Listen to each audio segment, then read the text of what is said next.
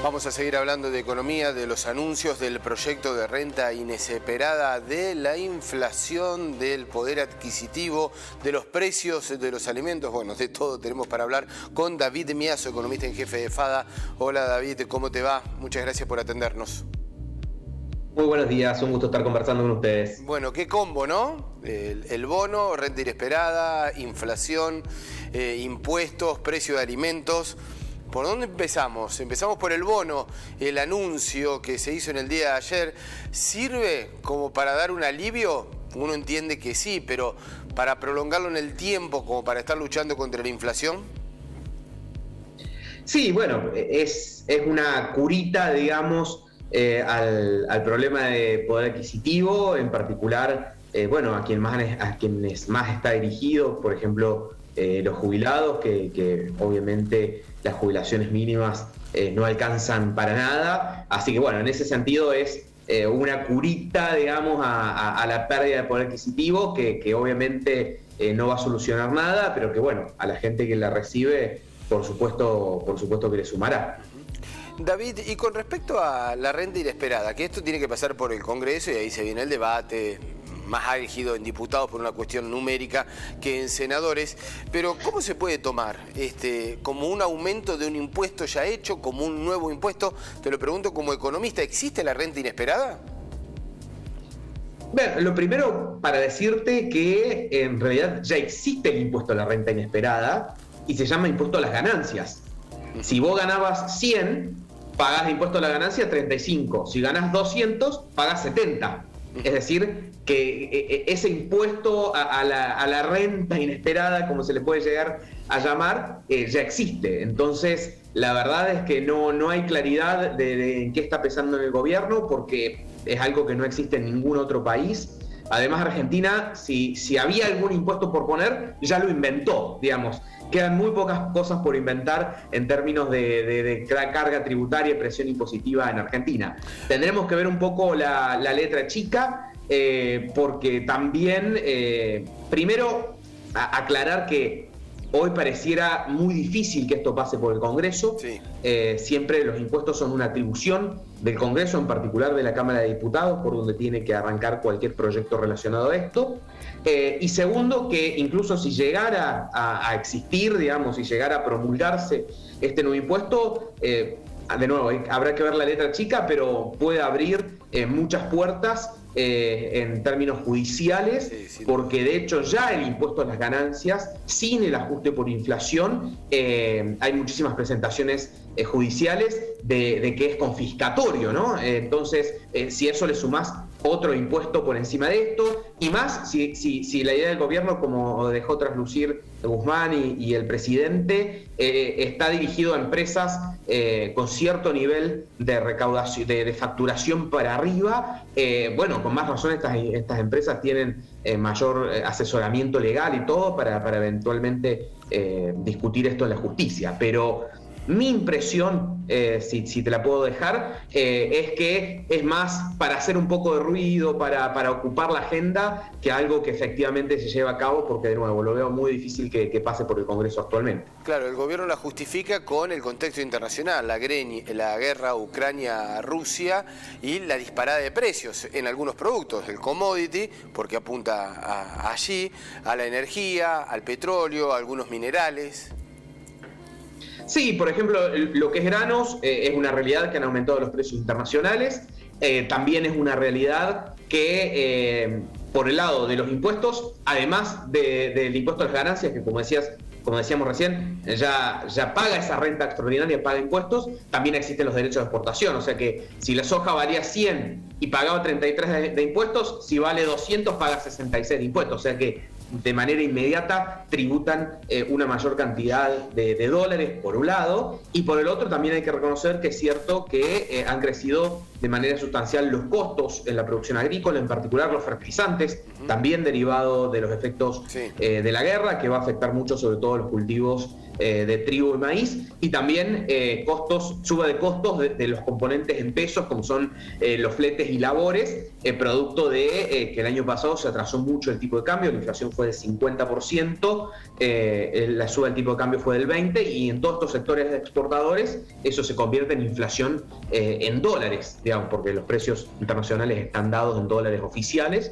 Así que en ese sentido, bueno, también la suba de precios se da en el contexto de una suba muy importante de costos, por lo tanto hay que hacer bien el número fino hasta qué punto hay una renta inesperada ahí o no. Y la otra discusión, pero que no sé si viene al caso, es hasta qué punto la gente que produce, las empresas, también no son dueñas de esa renta inesperada, así como cuando hay una sequía, cuando hay una baja de precios, se ven impactados de manera negativa, cuando hay algo positivo también verse impactados de manera positiva, pero bueno, capaz que esa es otra discusión.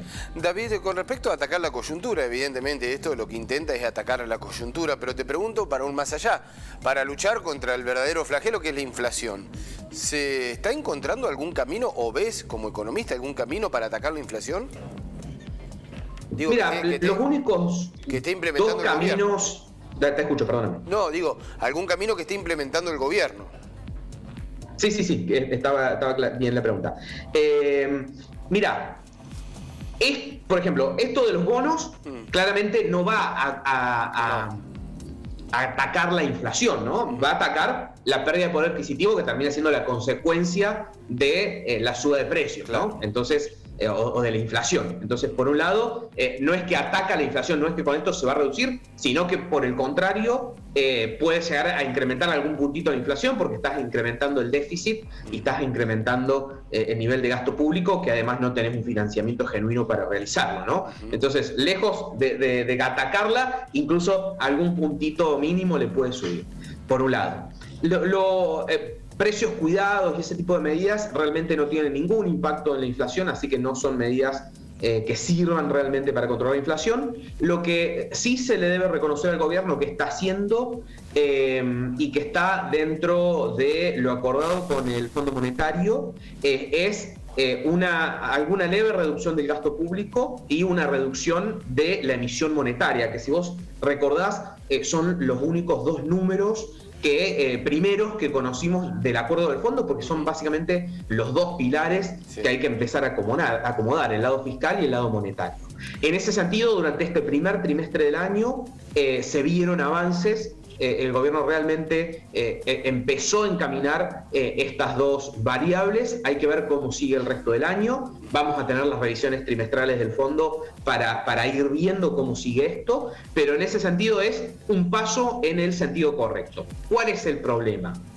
En términos políticos y en términos para todos nosotros, que incluso si se va en el sentido correcto en estas variables fiscales y monetarias, los resultados no son inmediatos. Claro. Se necesitan 2-3 años de una política económica consistente, de lograr equilibrio fiscal, de dejar de emitir dinero para que realmente empecemos a ver una baja en la inflación. Entonces, sí reconocer estos dos pasos en el sentido correcto, avisar de que lamentablemente no tiene resultados inmediatos, no es algo que en 2 meses ya vamos a estar viendo cómo baja la inflación por este tema, porque además todavía tenemos muchos factores que van a estar empujando la inflación el resto del año. Uno de ellos, las tarifas que vienen muy atrasadas y se van a empezar a actualizar. El segundo, los combustibles que también venían atrasados y vamos a tener todos los meses aumentos entre un 5 y un 10% en el precio de los combustibles. Y el tipo de cambio oficial, que decíamos venía muy atrasado el año pasado y va a empezar a ir al ritmo de la inflación, entonces también van a tener que moverse entre un 4 y un 5% mensual y eso también retroalimenta la inflación. Entonces, todos estos 3 factores, incluso si hoy se apaga la maquinita de imprimir, van a seguir empujando la inflación durante lo que resta del año y nos colocan en este piso del 60 y algo por ciento que se está esperando de inflación para este 2022. Una locura, ¿no? Una inflación absolutamente altísima. Y la pregunta que te dejo tiene relación con lo que nos estabas comentando. Infiero que no, pero ojalá que sí. ¿Es la inflación más alta la que vimos, el 6,7, como dijo el ministro? Mira, si las cosas se hacen relativamente bien, si se sigue en este sendero que comentábamos recién, si no se desmadra el gasto y la emisión monetaria, por otro lado, si no se le quita, algo muy importante, respaldo político al equipo económico por parte de todo el oficialismo, podríamos estar viendo un pico en este 6,7%, podríamos ver un pico de inflación y que después tienda a estabilizarse en números más cercanos al 4 o 5%. Entonces, si las cosas se hacen bien, durante este año podríamos haber visto el pico. Por ahí en otras entrevistas me han preguntado, ¿hiperinflación todavía es evitable si se hacen las cosas medianamente bien? Es evitable. No estamos hablando de que vamos a tener inflación baja, estamos hablando del 60-65% de piso, claro, como decíamos recién, pero podríamos haber visto el pico si, de nuevo, si las cosas se van haciendo relativamente bien. Si se genera mucha incertidumbre, si hay ruido político respecto al apoyo al equipo económico, si el gasto se ve que se empieza a desmadrar en algún momento del año, lo pondremos en cuestión. Pero por ahora parece ser que fue el pico de inflación del año. David, el piso es altísimo, 4, 5%. Es un piso muy alto, que en la diaria de todos nosotros se sigue convirtiendo en pérdida de poder adquisitivo, porque en una economía que no funciona del todo bien, que no genera empleo, que no crece de manera continua, es muy difícil que los salarios vayan copiando este nivel de inflación. Entonces termina resultando en una pérdida de poder adquisitivo. Por ejemplo, de diciembre de 2017 hasta enero de este año, que tenemos datos, el poder adquisitivo ha bajado un 20%, y con esta inflación de este año algunos puntos va a bajar, o sea que podemos llegar a terminar el año con una caída comparada en los últimos 5 años de cerca del 25%. Esto significa, si vos podías comprar por 100, vas a terminar pudiendo comprar por 75, y eso es lo que sentimos de los bolsillos más flacos. David Miazo, como siempre, un gusto estar en diálogo, estar en contacto con vos. Un abrazo. Un gusto conversar. Hasta luego.